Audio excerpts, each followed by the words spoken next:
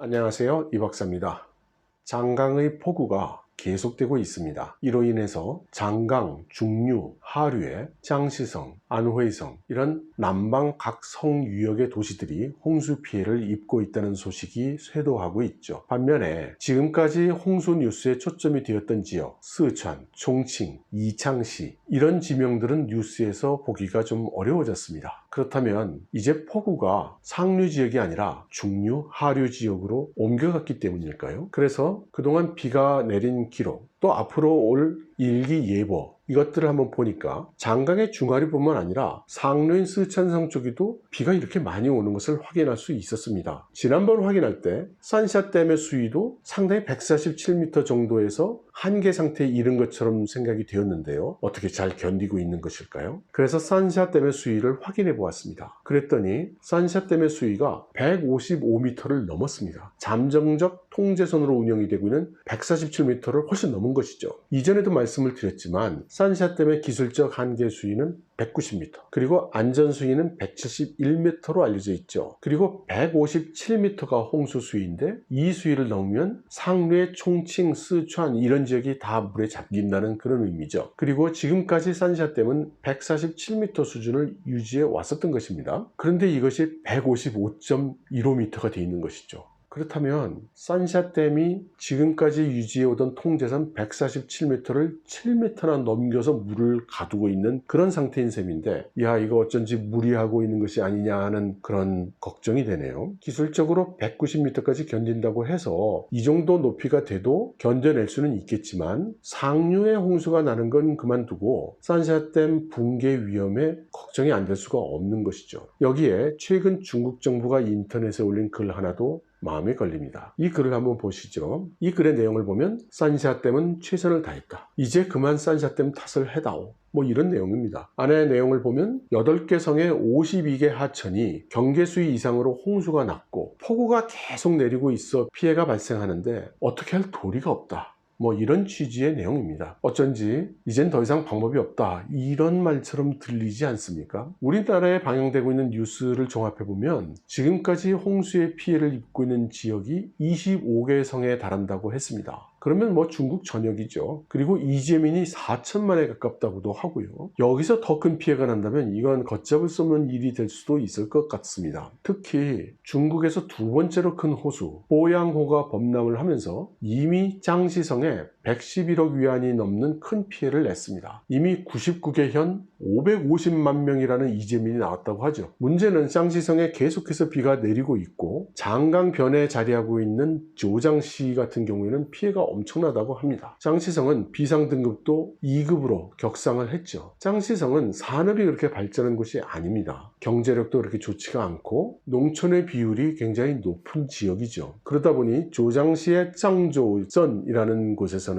홍수를 막기 위한 인력과 자원이 다 부족하다면서 마을 바깥에 나가 있는 사람들에게 고향으로 돌아와서 홍수를 막는 데 도와달라 이렇게 요청을 했다고 합니다. 저는 그 말을 들었을 때 이렇게 위험한데 누가 거기 돌아가서까지 뭐 홍수 방어에 나설 사람들이 있겠는가 이렇게 생각을 했었는데 첫날에만 2천여 명이 돌아와서 홍수를 막는데 자원을 했다고 합니다. 그러니까 외지에 나가 있던 사람들이 고향에 있는 부모 형제들이 걱정이 돼서 돌아온 것이죠. 참 눈물겨운 장면입니다. 한편 이런 그 경제적 피해도 문제지만 이번 홍수가 나면서 이재민들이 집단 수용이 되면서 이번 질병과 같은 전염병이 대규모로 돌 가능성에 대한 지적들이 나오고 있습니다. 그리고 큰 시각에서는 이번 홍수로 인해서 중국의 식량 생산에 큰 타격을 입고 식량 위기가 올지 모른다 이런 우려와 지적들도 역시 마찬가지로 나오고 있죠. 저도 사실 그런 걱정이 들었고요. 그래서 누군가 구체적으로 이것을 조사하거나 대응을 하고 있는가 찾아보았습니다. 그런데 별다른 대책도 보이지가 않았고 별다른 분석도 찾기가 어려웠습니다. 낙관적으로 보는 사람도 있고 비관적으로 보는 사람들도 있었지만 그 모든 근거는 본인들의 짐작과 생각인 경우가 대부분이었던 것 같습니다. 그래서 제가 한번 이번 홍수가 얼마나 중국의 식량 생산에 영향을 줄지 한번 데이터를 찾아보려고 했습니다. 그 결과 매우 부실한 데이터밖에 찾을 수가 없었고 그러다 보니 분석도 상당히 부실한 분석이 될 수밖에 없었는데, 진정한 전문가분들의 제대로 된 분석이 나오기 전까지 잠시 동안 여러분들의 궁금증을 해소하는 용도 정도로 사용해 주셨으면 합니다. 먼저 이번 홍수로 농지가 어느 정도 피해를 입었는지 또는 입을 것인지, 여기부터 출발을 해야 될 것 같습니다. 성별로 홍수가 난 곳도 있고 안 난 곳도 있기 때문에 성별 데이터를 한번 찾아보았습니다. 제가 찾을 수 있었던 가장 최신의 데이터는 중국 농업부가 발표한 2017년도 각 성별 농업 산출 데이터였습니다. 그런데 농작물도 여러 가지가 있을 수 있고, 사료용도 있고, 사람이 식용으로 하는 것도 있고, 식품 가공용도 있을 것이기 때문에 어느 한 영역을 선택하는 것은 적합하지 않다고 보아서 차라리 산출 금액 규모로 데이터를 봤습니다. 그리고 중국의 각성 중에 홍수가 발생한 것으로 뉴스에 보도되고 있는 장수, 저장, 안회, 장시, 후난,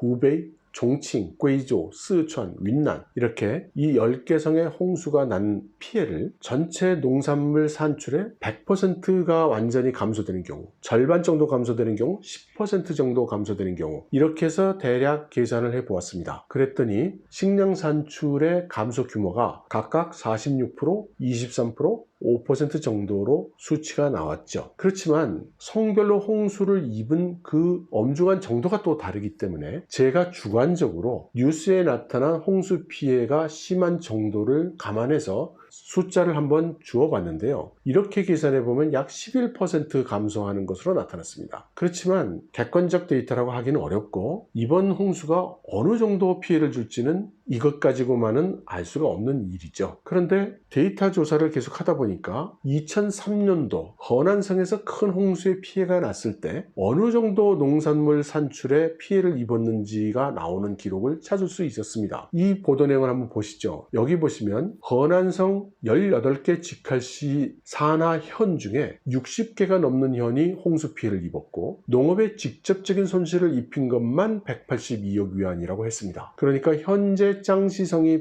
입은 피해의 2배 정도는 된다고 봐야 할 것 같습니다. 왜냐하면 농업 외의 피해도 있을 테니까요. 이재문 숫자가 무려 3천만 명이 넘고 사망자가 73명, 붕괴한 가옥이 42만 채에 달했습니다. 상상하기가 어려운 정도의 대규모 홍수 피해가 났던 것이죠. 그때 허난성의 농업 산출 규모가 감소한 비율이 35.7%였습니다. 그래서 제가 아까 보여드린 표에 35.7%를 적용을 해보면 상당히 비관적인 전제 조건 하에 숫자가 나올 것이라고 생각이 됩니다. 그러므로 앞으로 짱시성 같은 곳, 또 기타 성에 더 비가 온다 하더라도 그야말로 산샤댐이 붕괴하지 않는 이상에는 이 2003년도 허난성의 대홍수 이상의 피해가 되지는 않을 것이라고 생각을 했습니다. 자, 그래서 10개 성의 산출 감소가 35.7% 발생할 경우 중국 전체의 농업 산출 규모가 얼마나 감소하는가를 계산해 보면 16% 정도 나옵니다. 이 16%가 최악의 최악인 상황이라고 봐도 되지 않을까요? 그러면 만일 이렇게 11% 또는 16% 중국의 농산물 산출 감소가 일어나면 중국의 식량 위기가 발생하는가? 이것을 판단해 보아야 되겠죠. 그런데 무엇을 근거로 어떻게 판단을 해야 되는지 그것을 잘 알 수가 없었습니다. 그래서 그저 데이터와 자료를 찾고 또 찾을 뿐이었는데요. 몇 가지 고려할 사항이 있었습니다. 농업 산출이 줄었다 하더라도 식량 위기라고 이야기를 하려면 생존에 영향을 줄 수 있을 만한 정도, 기아 상태에 다다르게 되는 이제 이런 정도를 생각해야 되지 않을까요? 이 부분에 대해서는 데이터가 있었습니다. 세계 기아 지수라는 것이 있더군요. 그래서 이것을 찾아보니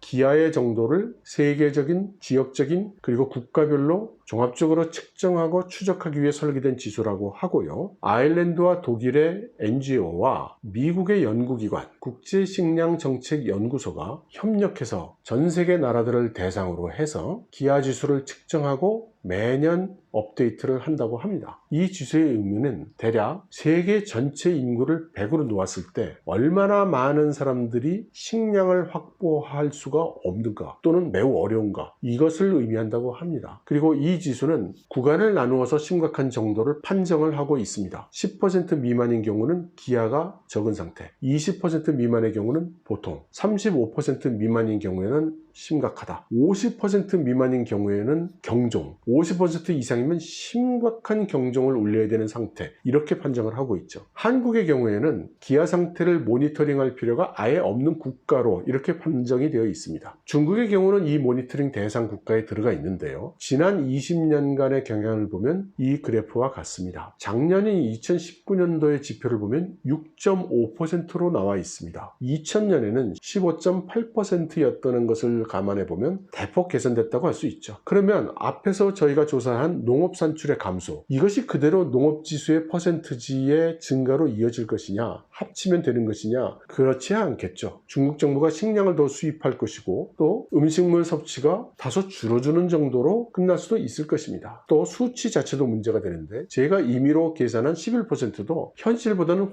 훨씬 비관적인 상황을 상정한 것이라고 생각이 됩니다. 예를 들어서 광시성의 이번 홍수가 대단하다고 뉴스에 나오는데 제가 광시성에 살고 있는 친구들한테 전화를 해서 안부를 물어보니까 다들 아무 일 없어 이렇게 이야기를 합니다. 광시성의 북부 일부 지역에 홍수가 나고 있지만 광시성 대부분 지방에서는 별 피해가 없다는 것입니다. 그러니 지난번 허난성의 대홍수와 같은 그런 상황을 적용한 것은 상당히 비관적인 상황을 고려한 것이라고 할 수 있는 것이죠. 그래서 앞으로 비가 더 온다든지 여러 가지 경우를 고려한다 하더라도 보수적 또는 비관적으로 판단한다 하더라도 앞서 말씀드린 11%에서 16% 그 이상이 될 것으로는 생각되지 않습니다. 또 저희가 전문적인 분석을 하는 것도 아니니까 그냥 이 식량 산출분의 감소가 이 기아지수의 증가를 불러온다고 생각을 해보죠. 그렇게 되면 20%에서 21.5% 정도의 숫자가 나옵니다. 하지만 아까 말씀드렸다시피